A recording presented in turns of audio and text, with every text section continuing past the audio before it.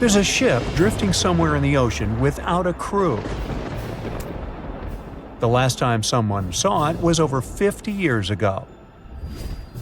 Its story reminds of that of the Flying Dutchman, a ship that's bound to sail forever and bring disaster to whoever sees it at sea.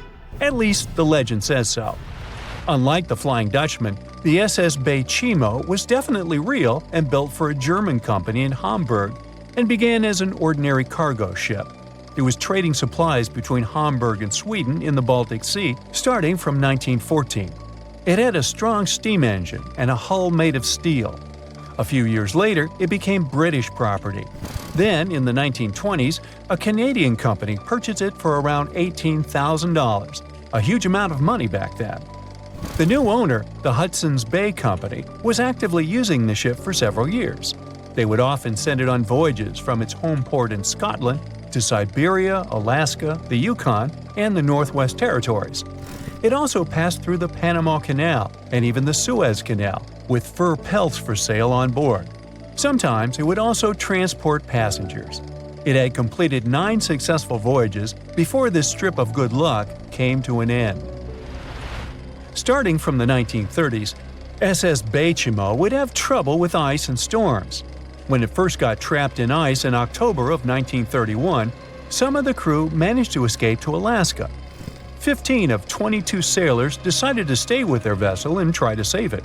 They had furs and other valuable cargo worth around $58,000 aboard. The company sent them supplies to survive the winter.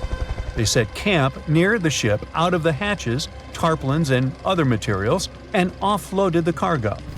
At the end of November, a blizzard rushed through the area, and it seemed like it had taken the ship with it. The ice platform had survived, but the ship broke free. Some of the crew members were sure it had sunk. But soon after, they heard from one of the locals who had spotted their ship around 45 miles away from their camp. The crew moved on with their lives, and the ship started its journey as a runaway vessel. People would spot SS Bay Chimo once a year or so, all the way until 1965. It was mostly spotted off the coast of Alaska. A man going to Nome with his sled dog, along with prospectors, explorers, and treasure hunters, all claimed to have seen SS Bay Chimo. Someone tried to board it and take it to port, but ended up stranded on it for days because of horrible weather. Others got luckier and managed to take a whaleboat, some furniture, and other valuables from the vessel. Those who got close to the ship saw that it was damaged and missing the propeller. Still, it stayed afloat without a crew for at least 38 years and became the longest sailing ghost ship in history. In 2006, the Alaskan authorities started a project to solve the mystery of this ghost ship of the Arctic and finally find SS Bay Chimo, either still above or below the water. So far, the project has not been a success. SS Bay Chimo remains one of the estimated 4,000 ships that have disappeared off Alaskan shores. If the legend of the 17th century isn't lying, this ghost ship could be sailing somewhere along the Flying Dutchman. It belonged to the Dutch East India Company. Its captain managed to do the impossible for that time and sailed from Holland to Indonesia in only 3 months. They said he was flying over the sea, and some evil tongues explained that he had made a deal with evil forces to achieve that. Once the ship was sailing back home, its captain and crew disappeared without a trace. There are many versions of what happened to it. One of the first ones said it had tried to enter port at the Cape of Good Hope, got in a terrible storm, and sank as there was no captain to save it. Another legend says the captain had refused to obey the skies to let the ship sink during the storm. A scary life form then struck the boat and the crew, and it was condemned to forever wander without rest. Many sailors claim to have spotted the Wandering Dutchman. The Duke of York, who was to become King of England, mentioned having seen it in Australian waters. Right after spotting the ship, the man who saw it first fell from the top of the mast and didn't survive. There were more encounters with this legendary ship up to the middle of the 20th century. Ships would nearly collide with it as the Flying Dutchman jumped out of the blue. Scientists have a more logical explanation for this mystery: Fata Morgana, not to be confused with Hakuna Matata. Now, when you're out at sea on a hot day and the air is all wavy, it feels like when you look at the road on a scorching summer day. That's because of something called atmospheric refraction. When light passes through different layers of air with different temperatures and densities, it bends and twists. Sometimes, under certain conditions, this bending of light can create really bizarre optical illusions over the ocean, like sightings of the Flying Dutchman. The Fata Morgana phenomenon can make distant objects appear distorted, stretched, or even lifted above the horizon. So you can see a ship far away, but because of the way the light is bending, it will look like it's floating above the water or even disappearing and reappearing. A Fata Morgana is most commonly seen in polar regions, especially over large sheets of ice that have a uniform low temperature. But you can see it anywhere, even in deserts and over lakes on hot days. The first stories about ghost ships go all the way back to ancient Greek and Roman mythology. One of the most famous ghost ships in history is the Mary Celeste. This brigantine was traveling from New York City to Genoa and was fully stocked with provisions, but missing a crew when it was discovered in the Atlantic Ocean in 1872. The crew's personal belongings were also there, completely undisturbed. The final entry in her log was made 10 days earlier. We still don't know what happened to its crew, and the ship has inspired many spooky stories and legends. The Lady Lovibond was another legendary schooner that is believed to have been wrecked off the coast of Kent in the middle of the 18th century. The story tells that the ship's captain, Simon Reed, had just got married and took his bride on board for a celebratory cruise, despite the superstition that it could bring bad luck. They were on their way to Portugal when the first mate, who is also in love with the captain's new wife, went mad because of jealousy, attacked another crew member, and then took over the wheel and steered the ship straight into the dreaded Goodwin Sands. No one aboard survived, and the schooner is said to reappear as a ghost vessel every 50 years. In present times, many vessels become abandoned and turned into ghost ships intentionally. There are thousands of them floating in U.S. rivers, lakes, channels, and coastal waters. Some people lose their boats in storms and other extreme weather. Others have to abandon their boats because maintaining them can cost 10% of the boat's price. Plus, docking a vessel can add up to several $1,000s every year. Most boats have been made of fiberglass, so an owner can't just recycle them as scrap metal. So, once they want to get rid of it, they often tie it to a dock and sneak away, or leave it floating far away from the shore, or just try to sink it. When ghost ships sink in shallow waters, they can cause damage to coral reefs, mangroves, marshlands, oyster habitats, and wetlands. Plus, they can collide with unsuspecting regular ships and cause real trouble. So, don't do that. Enough said. What is a boat doing in the middle of a desert? You would expect to find a seagoing vessel closer to shore. This is the question archaeologists had been asking for decades. In 1988, there was a storm near one of the most important archaeological sites in ancient Egypt. A wooden structure emerged from the sand. It was hollowed out by termites. Scientists were determined to solve its mystery. In 2000, they began excavating the site near Abydos, Ubidos. An American team of experts soon discovered a boat that was 70 feet long, and it wasn't alone. In total, there were 14 boats neatly resting next to each other. It was impossible to completely dig out the boats because of their poor condition. Luckily, the wood was preserved enough to get a sample. Analyses revealed that the boats were around 5,000 years old, the oldest fleet in human history to this date. The time of their construction predates the pyramids at Giza by half a millennium. Each ship of the fleet rested in a vault that matched its dimensions. The room was roughly a third of the size of a tennis court. It had mud brick walls that featured more than 120 drawings of boats. Ancient Egyptians incised them on whitewashed walls that were excellently preserved. Scientists have known about these mysterious chambers for well over a century. 1901, 1902. A British archaeologist, Arthur Weigel, stumbled upon a strange structure west of the River Nile. His team caught a glimpse of the interior walls. Sadly, a section of the roof collapsed, so they had to call off further exploration. Researchers abandoned the site, but its location remained on the maps. The boat's position first led scientists to think that they rested on a bank of the mighty Nile. But there was a problem with this theory. Today, the river flows almost 7 miles west of Abydos. Further studies of the surrounding terrain showed the Nile didn't change its course throughout history. Also, if the boats floated near a dock, they would be in unstable positions. The 14 vessels at Abydos were perfectly parallel to each other.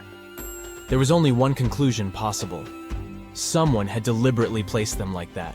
They must have gone through a lot of effort. Each boat had enough room for up to 30 rowers. These vessels could really float. They weren't models, but scholars still don't know if they actually sailed any body of water in ancient Egypt.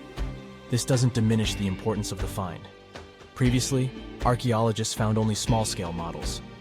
In King Tut's tomb alone, there were 35 boat models.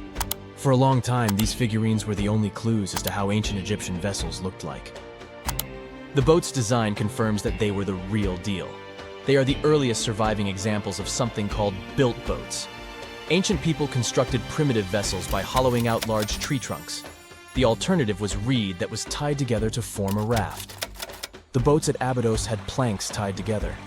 This was a major breakthrough in shipbuilding. During their lifetime, the boats must have seemed impressive. Timber was a valuable commodity at the time. There was no wood in the desert. Cedar had to be imported from Lebanon. The only person who could afford such luxury was the pharaoh. Studying the area around the ancient fleet provided more answers. Scientists discovered a mud brick structure where Egyptians worshipped the pharaoh. Its approximate date of construction matches that of the wooden boats. The same bricks out of which this building was made were used to encase the fleet. At the time of their construction, the rooms they were stored in had a ceiling. That's the section that archaeologists stumbled upon in the early 20th century. Just like mummies and coffins, these marvelous ships rested inside splendid vaults. The exterior of these rooms was also impressive. The outer walls originally had a plaster of white limestone. It reflected sunlight. In the desert sun, the structure housing the boats must have shone from miles away. Ancient Egyptian builders used the same technique to cover the pyramids 500 years later. Today, their surface looks jagged, but it wasn't always like this. When they were constructed, the pyramids had a top layer of fine white limestone.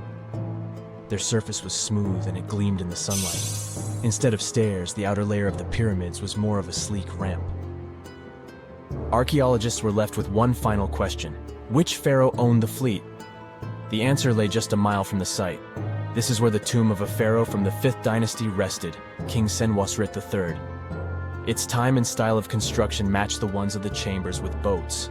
The very end of his rule might explain how the boats ended up in the middle of the desert. The pharaoh probably passed away in northern Egypt. Then his body was transported down the Nile to Abydos in a marvelous procession of decorated boats. The vessels were later lowered to chambers near the final resting place of their owner. This had a symbolic meaning. In the ancient Egyptians' belief system, ships played a key role. Their supreme deity was Ra. He traveled through the sky during the day in the form of the sun. At nighttime, he sailed through the netherworld in a solar boat. The pharaoh identified himself with Ra. That's why he needed boats in the afterlife. That was the only way to regenerate himself. Just as the sun rises every day above the horizon. This belief existed for thousands of years. The more famous Pharaoh Khufu also had a ship. Scientists found it in 1954 next to his pyramid at Giza. It is some 4 centuries younger than the fleet at Abydos, but Khufu's ship was almost 2 times longer. The Great Pyramid of Giza and King Tut's tomb are some of the most famous archaeological finds in Egypt. But there are many more secrets hiding beneath the endless sands of the Sahara Desert. Recently, 2020, archaeologists found a lost city there. They have labeled it as the most important discovery since King Tut's tomb, 1922. The city of Aten is some 3,000 years old. Historians hope it will give them a unique insight into the everyday life of ancient Egyptians. The famous archaeologist and Egyptologist Zahi Hawass proclaimed the site a lost golden city. Aten sits some 300 miles south of Egypt's capital, Cairo.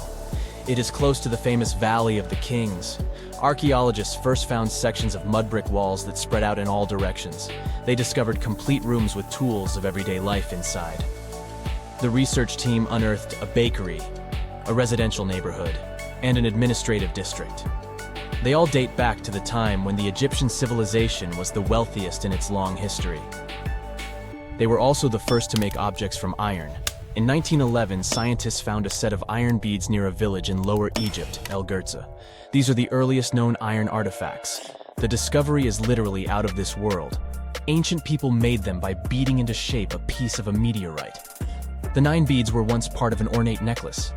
They are now blackened and corroded, which is perfectly normal for a piece of jewelry that is over 5,000 years old. They consist of an iron-nickel alloy. Researchers were impressed by the skill of ancient jewelers who processed the beads. Their craftsmanship is more impressive when you think that they didn't know the stellar origins of the material. The Great Pyramid of Giza also has a remarkable feature. An international research group investigated the electromagnetic response of the structure to radio waves. They found that the pyramid has the ability to concentrate electromagnetic energy inside it. This occurred inside its chambers as well as under the pyramid's base. It contains an underground, unfinished chamber. It seems that the electromagnetic response is connected with the properties of limestone, the Great Pyramid's main building material. The research results might have a practical application. The way solar cells and nanosensors function could be improved by this remarkable find. If I asked you to name the most famous shipwreck of all time, you'd go with the Titanic, right? The Atlantic Ocean, the hope for new life, heartbreaking love stories. It had it all to become a blockbuster. But I guess you've never heard of SS Princess Alice that submerged in the sewage of the River Thames, taking between 600 and 700 lives with it. Life in 19th century Victorian London wasn't easy, especially for working class folks.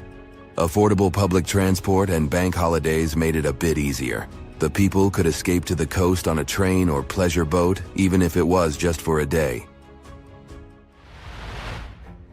Sheerness on the Isle of Sheppey in Kent started as a fort under Henry VIII and then grew into a bustling town with a dockyard. When they added a railway station in 1863, it became a prime destination for day trippers and holiday makers. Seaside promenades, charming piers, and a whole bunch of fun stuff to do by the sea. It had it all. A bit inland along the River Thames, you had the Rocherville Gardens. These gardens had archery lawns, bowls, mazes, lakes, cliff walks, and even a floral bazaar. Plus, there was an aviary, a bear pit, and a skeleton of a lost whale that had taken a wrong turn in the Thames. Londoners of the late 19th century could hop on a train or cruise along the Thames by boat, and both options were pretty popular.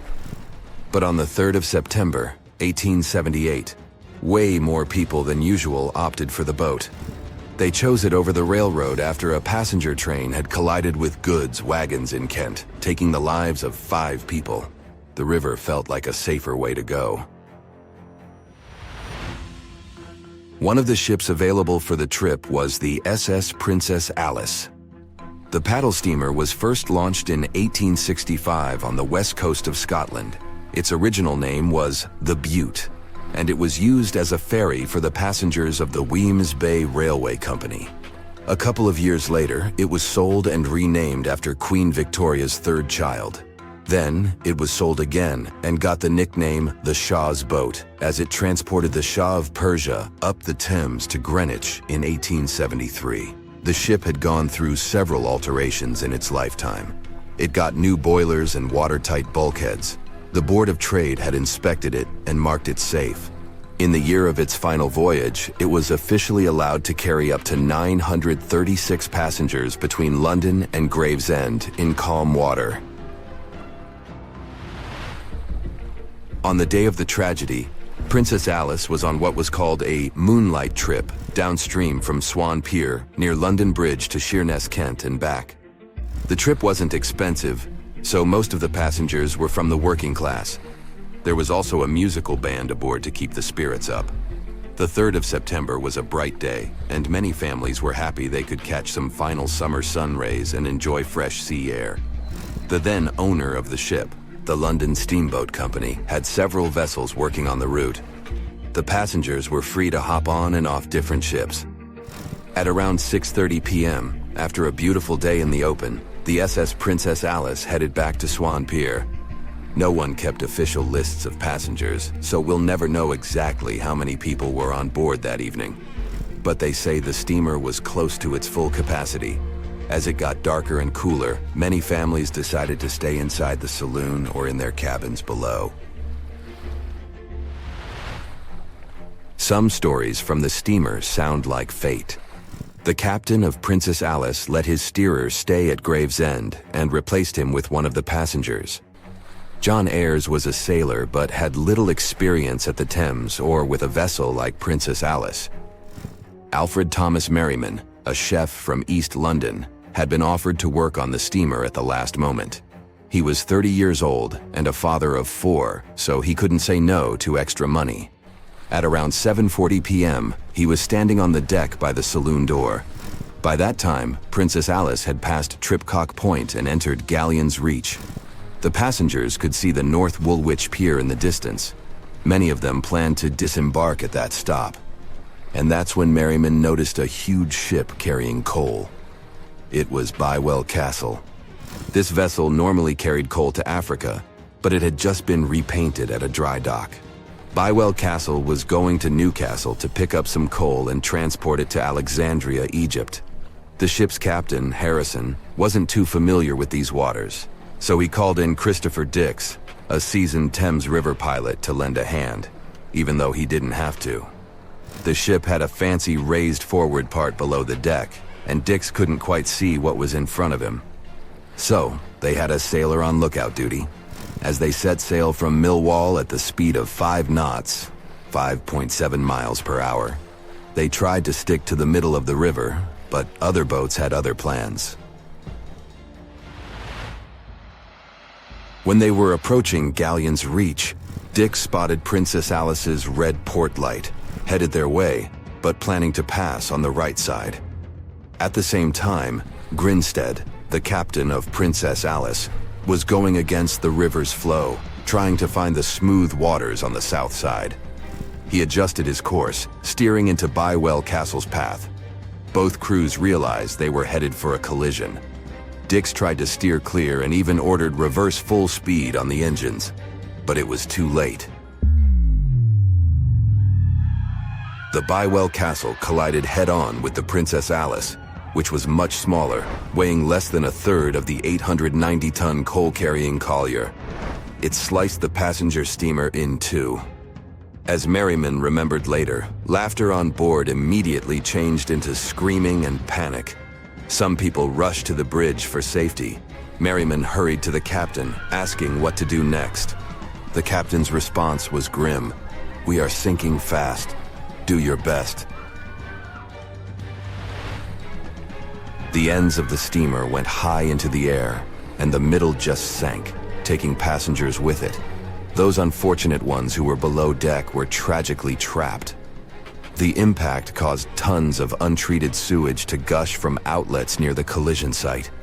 The water became a frothy mess of unprocessed waste with a horrible odor. It was potent enough to make even the most resilient sailors retch. Amid the chaos, passengers struggled for life in the contaminated water. They inhaled lungfuls of hazardous waste without knowing. The crew aboard the Bywell Castle sprang into action. They dropped ropes from their deck, urging Princess Alice's passengers to climb aboard. Anything that could float, from planks to barrels, was tossed into the water to serve as flotation devices for those in need. Other members of their team launched a lifeboat, saving 14 people. Nearby boats, moored along the riverbanks, joined the mission, plucking survivors from the water.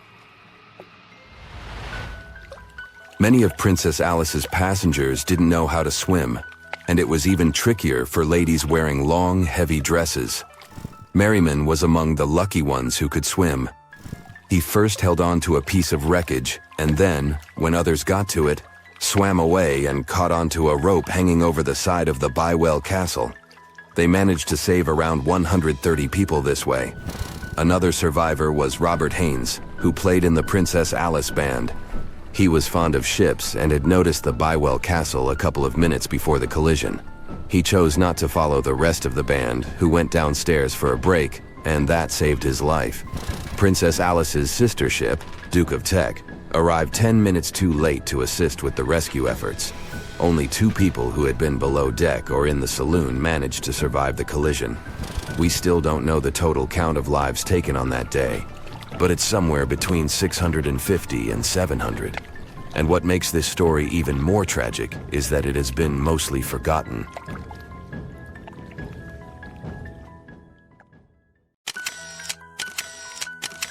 At the beginning of the 20th century, somewhere off the coast of West Africa, a German steamship was leaving the port. Suddenly, the weather got worse, and the vessel entered a thick fog. The sailors ran aground on a sandbank close to the shore. Luckily, no one was hurt, and they were even able to save their precious cargo. But the ship was stuck in the sand for good. And it was not alone there. Nearly the entire length of the western coast of Namibia is called Skeleton Coast. If the name sounds scary, that's because it is. This 976-mile-long beach line is among the most dangerous places on Earth. The local Bushman tribes believe that their supreme deity made this land when it was angry. The Portuguese were the first Europeans to set foot in Namibia in the 15th century. And yep, they didn't like Skeleton Coast either. Portuguese explorers thought this land presented the gates to the underworld. This is the place where the Namib Desert meets the Atlantic Ocean. It might be dangerous, but it's actually beautiful. Plus, it's a UNESCO World Heritage Site. If Skeleton Coast had a PR manager, they would quit on the first day on the job. The area is not exactly tourist-friendly because of its geography and history. Beneath the sand and the waves, there is a secret ocean currently lurking for unsuspecting sailors. It's called Benguela Current. It flows towards the north along the coast of southern Africa. This part of the Atlantic is rich in marine life, but the current's land neighbor isn't that happy with the deal. This arid climate created the Namib Desert, one of the driest regions on Earth. And that marine life I just mentioned? It's sharks. 11 species of them to be exact. And yes, the great white decides to pop by once in a while. So far, we've got a desert landscape, strong currents, and sharks. Not a place for a beachside resort, definitely. But if someone ends up on Skeleton Coast, will they know they're in danger? Don't worry, they will. The beach is littered with wrecks of all sizes and shapes. If you remember that German ship I mentioned in the very beginning, its massive and rusted stern is now sticking out from the desert sand. There are some 500 wrecks in total scattered along the coast, and it's a mixed crowd, from Portuguese galleons centuries old to ships that ran ashore here in the 21st century. A modern fishing ship called Zela India managed to slip from its tow rope in 2008 and ended up on Skeleton Coast. Okay, it didn't escape on its own, it had some help from the elements. But it's better to be a tourist attraction on a beach than to be broken up for scrap. That's where the trawler was originally going, poor thing. Skeleton Coast's most famous inhabitant, to call it such a place, is the wreck of the Dunedin Star. The British cargo liner ran aground here in 1942. The massive rescue operation that followed reveals why it's so dangerous for sailors to end up here. The rescuers managed to save all of the crew and passengers, but at a heavy price. An aircraft and a tugboat were lost in the process. It took the last of the rescuers a full 2 months to return home to Cape Town. Why, you might wonder? One look at the map of the region reveals the reason. It's an endless sea of yellow, which is the sand. There are so few roads here, so Skeleton Coast is hard to reach by land. There are also legal obstacles. You need a special permit to drive into the area. But the skeletons in the name of the area don't only refer to ships, they also stand for animal bones. Most of these belong to whales and seals. Many animals have adapted to the area, so lions and hyenas roam the coastline in search of a meal. Yeah, now there are hungry lions as well, as if those sharks weren't enough. Other animals with a temporary residence on Skeleton Coast include elephants, cheetahs, leopards, and giraffes. In 1971, the Namibian authorities established a national park here, but except for surfers, after an adrenaline rush, they don't get many visitors. You can understand why. The Namib Desert is the oldest desert in the world, and it's not very tourist-friendly either. Those who travel to the region should pack sunscreen and a warm winter jacket. A weird combo, right? Well, not so much when you think that during the day, temperatures soar over 110 degrees Fahrenheit. At night, the air temperature drops below freezing. What a climate roller coaster! And that's not the final danger. Yep, there's more. Remember how that German ship got lost in thick fog? Yeah, it wasn't a one-off event. Because of the region's climate, fog shows up frequently. Sailors should cover their ears now, but this fog is actually good for wildlife. This is their only source of water in the Namib Desert. Reptiles and mammals have adapted to the harsh climate. They use as little water as possible. Shifting sands, thick fog, strong currents, lions, and sharks. Not the stuff you would put in a tourist booklet, but Skeleton Coast isn't the only beach on Earth you wouldn't want to spend your vacation on. I will take you to Cape Tribulation in Australia. The area covers some 48 square miles in the northwestern part of the continent. And no, the area is not as dry as Skeleton Coast. It's part of the Daintree rainforest. You could say that here, it is the rainforest, not the desert that meets the ocean. The beach at Cape Tribulation is straight from a postcard. But looks can be deceiving. Australia? Probably sharks. No, crocodiles are out here to get you if you decide to go for a dip in the sea. There are saltwater crocodiles that the locals call salties. Well, that's a cute nickname for such a dangerous reptile. And it's not just them. The wildlife seems to have a beef with visitors. From October to June, the waters around Cape Tribulation are full of box jellyfish. Their venom affects the human cardiovascular system. When touched by a jellyfish out at sea, swimmers won't have enough time to reach land for help. Vinegar helps neutralize the sting, so you might want to keep a spare bottle in your luggage. Crocodiles and jellyfish sound dangerous, but there's one more animal you should look after. It's the wild boar. It might sound funny, but you won't laugh when you're being chased by one of these across the beach. 21 million wild boars live in Australia. They're mostly active at night, making it even more dangerous if they charge at you. The best defense is running in circles. Wild boars can't cut corners well. That's probably why we don't see many of them taking up careers as race drivers. Cape Tribulation has one last danger installed for you, and it's not an animal. Out here, even the trees are plotting against visitors. The stinging tree got its name for a reason. If you try to pick one of its beautiful red berries, it'll fight back. Its prickles are like tiny glass shards. The less than pleasant effect on your skin will last for a month. Then there is this wait-a-while bush. Who keeps naming them like this? This long vine has spikes that grab hold and just don't let go. They are so strong they can pull a human off a horse. You'll have to wait for someone to come by and save you from this thorny grabber. If you are about to cross this Australian beach from the vacation list, hold on for a second. Tourism is booming here. The local authorities have restricted access to all of the danger zones. Visitors go swimming in dreamy water holes that are surrounded by lush vegetation. There are even ropes to swing from. Now, that's a beach you can finally relax on. A ship is traveling across the Atlantic Ocean when a storm starts. At first, the situation doesn't seem to be very bad, but soon, people on board the ship realize that the storm is intensifying. Waves are huge, and nothing can save the ship. It's starting to sink. On board, there's only one lifeboat. Sadly, it can only hold one person. The captain is in a terrible situation. He needs to decide which passenger can be given a chance to survive. Besides the captain, there are 8 people on board. Some of them seem to be lovely. Others look like villains. But you might not know the truth until it's too late. The first passenger is Alex, a 28-year-old talented artist. He's just had his first international exhibition and is boasting about that left and right. He claims to dream of inspiring the world with his art, but did I mention it's his shy twin brother who painted those masterpieces? And Alex just steals his shine? Next is 23-year-old Maria, who's 8 months pregnant. She's quite spoiled, often behaves unreasonably, and treats the staff on board badly. She's traveling home to her husband, but little does he know that the kid is not his, but his best friend's.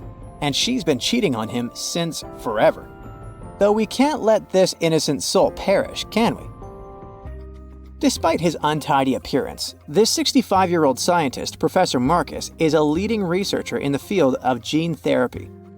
He's working on a breakthrough that could save millions of lives, but there are skeletons in his closet too. It's been 15 years since anyone saw his wife, Judith.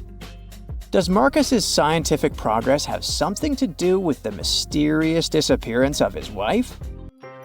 Dr. Anna is 34 years old. She's a surgeon who's saved hundreds of lives during natural disasters. She succeeded as a doctor, but failed as a parent. Her 3 daughters live with their dad and don't want to hear anything about their mother.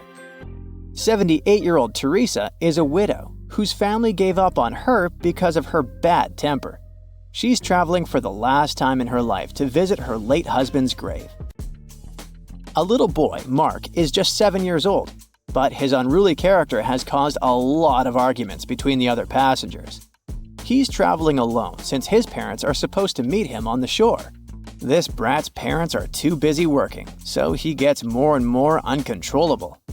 Who knows what he'll be capable of doing in 10 years or so? A robot android, Alpha 3, is also on board the ship. It has an artificial intelligence created to assist in expeditions. It can also control the ship in emergency cases. And the last passenger is Emily. This beautiful and charming woman is 30 years old. She lives off of powerful, old, rich men and has enough money to burn. She hasn't worked a single day in her entire life and just travels the world. To make his choice, the captain invites each of the passengers to listen to their stories.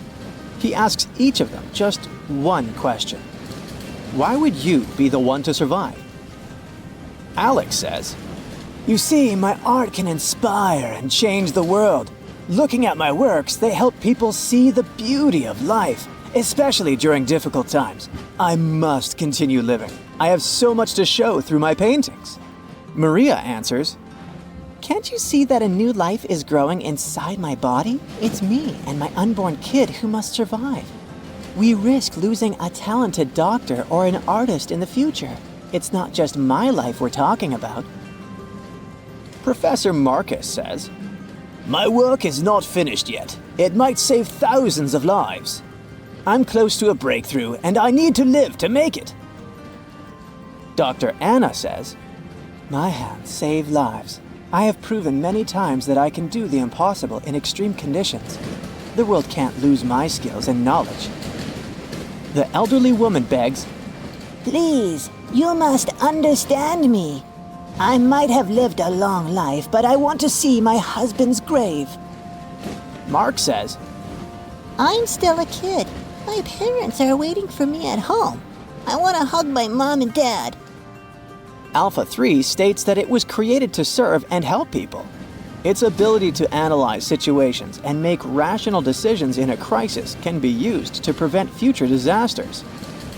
Emily admits, "Look at me. Doesn't every person have their unique value? I'm young and beautiful, and I have a lot of potential. Surely you see it." The captain is desperate. How can he, a mere mortal, decide who should live and who he should take this chance away from? After pacing his cabin and hitting the walls with his fists, he decides to estimate passengers' value and see how useful they are. Alex, as a talented artist, can influence society through his art, providing inspiration for thousands of people who will see his masterpieces. But no one knows where his ego can bring him. Plus, remember who the real artist is. Saving Maria means saving her unborn child. But however cynical it may sound, the contribution of these 2 lives to the future of society is assumed, but not guaranteed. What if that child grows up to become a criminal? Professor Marcus can indeed provide significant benefits to society through his scientific research, but he isn't young. What if he doesn't live long enough to finish his work? Dr. Anna is a surgeon. She's already saved a lot of lives and will definitely continue to do so in the future. Her ability to provide immediate medical assistance in critical situations makes her one of the most valuable candidates for survival, since she can directly and regularly save lives. At the same time, she is a terrible mother, and it'll definitely influence the lives of her daughters. Teresa is living history and experience, but unfortunately, her ability to continue contributing to society is limited. In simple words, she's old, and we don't know how much time she has left. Mark is in a similar situation. He has the potential for a long and productive life, but his immediate contribution to society is limited. His survival is based on the potential for future contribution, which is difficult to estimate at the moment. Alpha 3 can provide valuable technical assistance and functional support, but as a robot, it does not add to human well-being directly. As for Emily, despite her beauty, her achievements are minimal. On the other hand, she's only dating wealthy and influential people, and thus has a lot of influence on society of her own. Now, from the perspective of how much profit each of the passengers can bring, saving Dr. Anna seems to be one of the most logical choices. Her knowledge and skills can save many lives in the future, which means the greatest good for the greatest number. But let's have a look at the captain's choice. In the end, after listening to all the passengers and pressed for time, the man decides to save Emily. Can you figure out why he's made such an unexpected choice? Write your answer in the comments below. You can also pause the video to think it over. Okay, I suppose you're ready for the answer to be revealed. You see, even though each passenger presented very compelling arguments for why they should be saved, the captain was particularly moved by Emily's charm and attractiveness. And even though there were more logical candidates in terms of utilitarianism and humanism, the captain succumbed to his personal feelings and preferences, which influenced his decision. This riddle illustrates that in real life, people often make choices based on their sympathies and preferences rather than logic or public benefit. This is because emotions and personal relationships can have a strong influence on our perception of situations and decision-making. Here's a real-life example. HR managers tend to choose candidates they like or share common interests with, and it doesn't matter that other candidates might have more suitable skills or experience. This phenomenon is known as the similarity effect. Now, I've got an important question for you. Which passenger would you save? Share your choice in the comments. But I'd like to remind you that there is no correct answer. The year was 1865. It was a boom of migration worldwide, with novel places discovered and new settlements created. Without planes like we have now, a ship was the only way to escape from the old life and journey towards a new, hopefully brighter future. So, a voyage like that was quite a regular thing to do. More than 500 immigrants safely reached Queensland, and the ship was supposed to head back to London sometime later. It was indeed a long journey, but not many people were willing to return to England. After all, they had chosen to come to Australia to create a brand new life. So it was only natural that the ship would come back nearly empty. However, the return trip was still quite lucrative, thanks to the cargo the ship would carry. The amount of produce ready to be shipped was substantial, primarily consisting of wool soaked in arsenic, tallow, and hides. It was two birds with one stone. Not only could the crew wait out the winter, warm in Australia, while England endured bitter cold, but they also wouldn't waste their time. With the sheer volume of produce to be loaded, it would take them around 3 months to accomplish this task. Reports were circulating that the Fiery Star was almost done loading up, but it turned out that the assessment was a bit too optimistic. To pass the time, Captain Ewell thought it would be a good idea to reach out to the Acclimatization Society and offer to help transport any animals they wanted to send to England on the Fiery Star. He already had some emus and kangaroos on board, but there was still room. The society held a vote, and they were totally on board, pun intended, with Captain Ewell's idea. They figured sending some taligalas would be a great plan. Even though a few of these birds were already in England, the French Society needed a couple, and they could get them shipped there through England. Little did the crew know that all this cargo, all the produce they were willing to sell in England, would ultimately lead to the ship's destruction. Not only was the Fiery Star lost, but most of the people on board did not survive to complete the voyage. March 23rd. That was the day when the ship manifest was finally published. A manifest is a list that details the cargo, passengers, and crew of a ship, plane, or vehicle, primarily for customs officials. This document helps those involved in the transport verify that everyone and everything that was loaded is still on board when the vehicle reaches its destination. Once it's published, it means the ship is almost ready to depart. There were three possible ways of passenger accommodation. First, there was the saloon, the antiquated name for first class. Next, there was the second cabin, which is, logically, second class. Finally, there was the steerage, the cheapest form of passenger accommodation on a ship. Back in the 19th and early 20th centuries, many people traveled from their homelands, often to North America and Australia, looking for a fresh start. Most of them were poor and had limited funds for travel. In total, there were 8 people in the saloon, another 8 in the second cabin, and only 21 steerage passengers. Out of the 37 passengers, only one, John Ormond, would make it out alive. He bought a ticket for the steerage, so unlike the Titanic situation, in this case, the class didn't really matter. The crew members list wasn't as detailed as the passengers. It was known that, in total, there were around 55 people in the crew, from able-bodied seamen to crew members simply called boys. But there's something telling me that the crew wasn't really that important for the captain.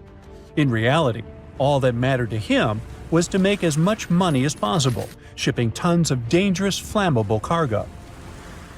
Out of over 50 crew members, only 17 survived that voyage. But there was actually one more crew member who actually survived it all, just because they weren't let in. Sarah Johnson disguised herself as a man and planned to sneak onto the ship. However, something about her looks made the captain get suspicious, so he called the police and made Sarah leave the ship as he didn't want any immoral behavior to take place. Well, he saved her life. For him, it was the last voyage. The captain, W. Hunter Ewell, was quite a celebrity apparently. He already had a record of the safe landing of immigrants in the previous year, so there seemingly was no reason to worry. The trip promised to be safe. Clipper Fiery Star left Moreton Bay bound for London. The passengers took their places. The cargo had already been loaded. The full list is astonishing. In addition to all the wool, tallow, cotton, hides, and horns, there were also 6 cases of arrowroot and various other packages. And we can't forget the animals the captain took aboard too. The Fiery Star was far away, yet still observable to the east as it headed toward the Pacific Ocean. This was the last information available until May 26, when news of its destruction emerged from Brisbane.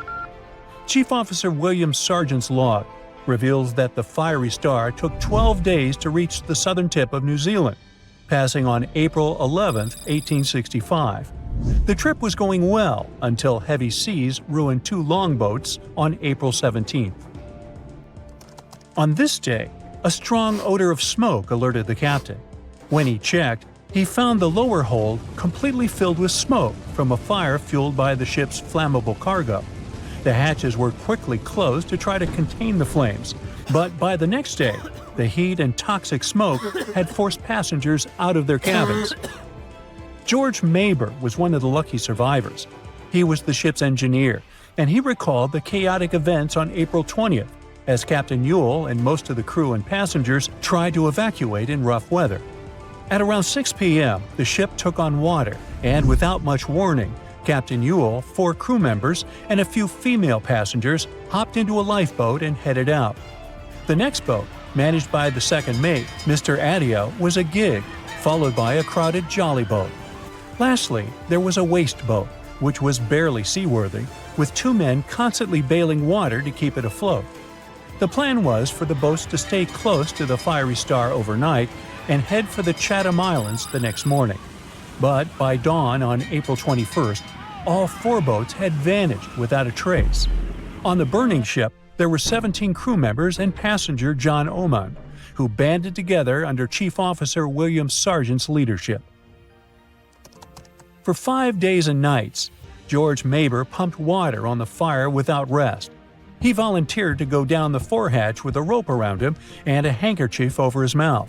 He discovered that the foremast had been burned through for about 7 inches, and the port side was severely damaged, resembling an empty shell.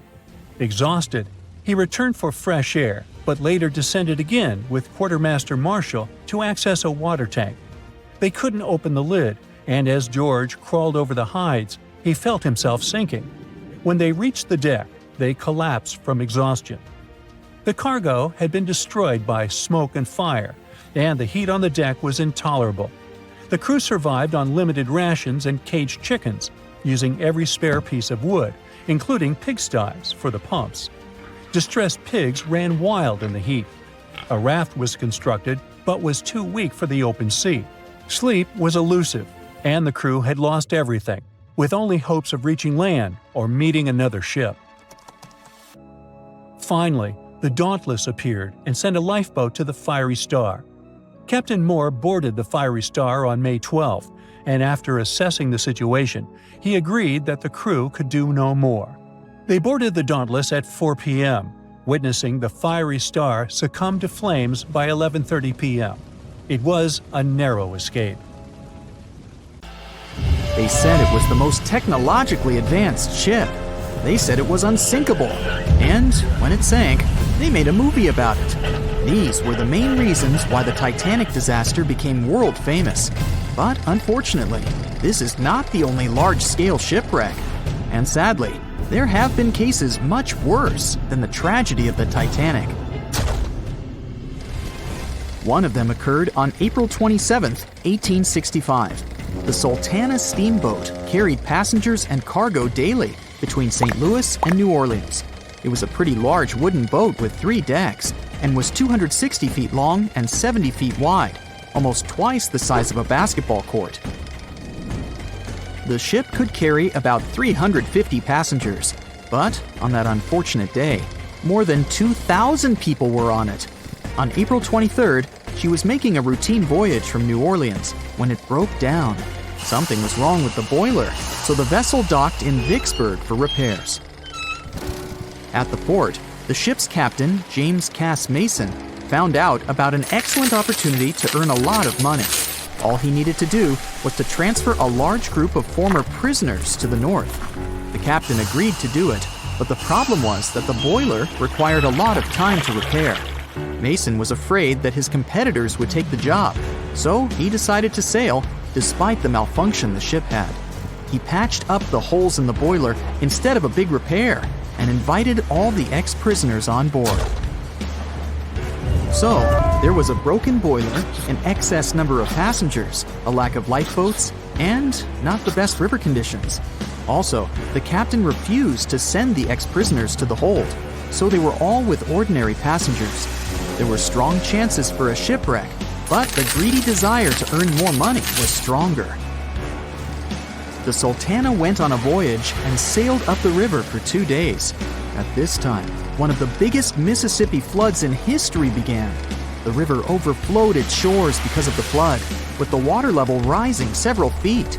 All the trees on the shore disappeared, and only the tops were sticking out of the water. The ship sailed opposite this powerful current, making the boiler work too hard. On the evening of April 26th, the Sultana arrived in Memphis, Tennessee, and they loaded even more, 120 tons of sugar and 200 passengers. She got incredibly heavy. Around midnight, the ship continued its dangerous journey. The captain sailed to barges to load a shipment of coal. At 1 a.m., the vessel left the barge. At 2 a.m., the broken boiler, unable to withstand the load, suddenly exploded. The Sultana was just 7 miles north of Memphis. Few people survived that day. The problem was that passengers trying to escape from the fire jumped into a cold river with a strong current. The Sultana disaster is considered the most tragic shipwreck in the history of the United States. The exact number of those who didn't survive is still unknown. According to various sources, this number was from 961 to 1,800 people. Don't be surprised that almost no one knows this story. There were many more survivors in the Titanic tragedy, and everybody heard about it. But the Sultana sank during one high-profile event. 12 days before the shipwreck, the country lost Abraham Lincoln. People hadn't yet recovered from this news, so no one paid much attention to the tragedy of the Sultana. Many catastrophes happened quite recently by historical standards. One of them occurred in 2002. The ferry La Jula was a Senegalese vessel. The ferry sailed twice a week, mainly along the coast of Dakar, carrying passengers who traded mango and palm oil. It made daily voyages and never faced severe problems thanks to modern rescue equipment and good repair service. But one day, the ship's crew discovered a malfunction and sent the boat to port. For almost a year, La Jula was in a non-working condition, awaiting repairs. But it didn't get high-quality service. After poor maintenance, the ferry set off on its last voyage. On September 26, 2002, La Jula sailed between southern Senegal and Dakar, and at 11 p.m. headed toward Gambia, where a strong storm began. The wind raised high waves, but this wasn't critical for the large passenger ship unless the number of people on board didn't exceed the established norm. La Jula was supposed to carry about 500 passengers, but had many more people that day. Too many passengers, poor repairs, and a strong storm caused severe problems for the ship. But the main factor in the shipwreck was that La Jula was only built for sailing in coastal waters, but that day, it sailed far from the shore. Big waves started rocking the boat, and at some point, it just turned upside down. The ship's deck went underwater, and its lower part stuck above the surface like an iceberg. All the passengers sitting in cabins fell on the ceiling and lost their orientation in space. There were no holes or damage in the ship's hull, and water flooded the lower decks for a long time. The vessel stood in a twisted position for several hours. Then, the boat began to sink when the water seeped through the deck and hold. The ocean was warm, but no one came to save the passengers. People had to wait almost 4 days to be rescued. Unfortunately, only a few managed to survive. The Philippines is a very dangerous area for ships. This place consists of several thousand islands and a vast area with shallow water. Ships can run aground and damage the hull with reefs and pitfalls. On September 20th, 1987, one of the most terrible disasters in navigation history occurred there. A Philippine passenger ferry called Dona Paz left one of the islands and sailed toward Manila. The sun was shining, the ocean was calm, and the visibility was good. But for some reason, the crew members didn't notice how the tanker Vector was approaching them. The two ships collided at low speed. The collision wasn't strong, but the problem was that the Vector had tons of oil on board, and the Dona Paz crashed into the cargo hold where that oil was stored. So it spilled all over the ocean, and then a spark slipped through. Not only did the two ships catch fire, but also filled with water. Both ships sank in a matter of seconds. Only a few dozen people survived that disaster. On September 27, 1854, the passenger ship Arctic sailed from Liverpool to New York. The fog came rolling down, and visibility got really bad. Another boat appeared out of the thick white haze, the French steamer Vesta. The ships were close enough to each other that a collision was inevitable. The French vessel was smaller, so it seemed to the Arctic's captain that Vesta had received a lot of damage. And while he was staring at the other ship, his boat got quickly filled with water. The captain gave the order to sail to the shore as fast as possible, but the ship's engines stopped working because of the flood. Then the ship's crew started to lower lifeboats with women and kids. Still, when rescuers found lifeboats with people, it turned out that only 87 out of 400 people survived. 65 crew members, and 22 passengers. Surprisingly, there were only grown men among them. The ship's captain survived by clinging to the wreckage. All newspapers wrote about this story as one of the most terrible and shameful tragedies in navigation history. Survivors were criticized because they didn't save women and kids, and the crew members were accused of violating the law, since the safety of passengers should be higher than the safety of sailors. But despite this, none of them were brought to responsibility. Unfortunately, shipwrecks still occur to this day, but fortunately, there are fewer of them than before, thanks to modern navigation systems and radar. But no technology can guarantee there won't be a super strong storm or any other emergency that no one can foresee.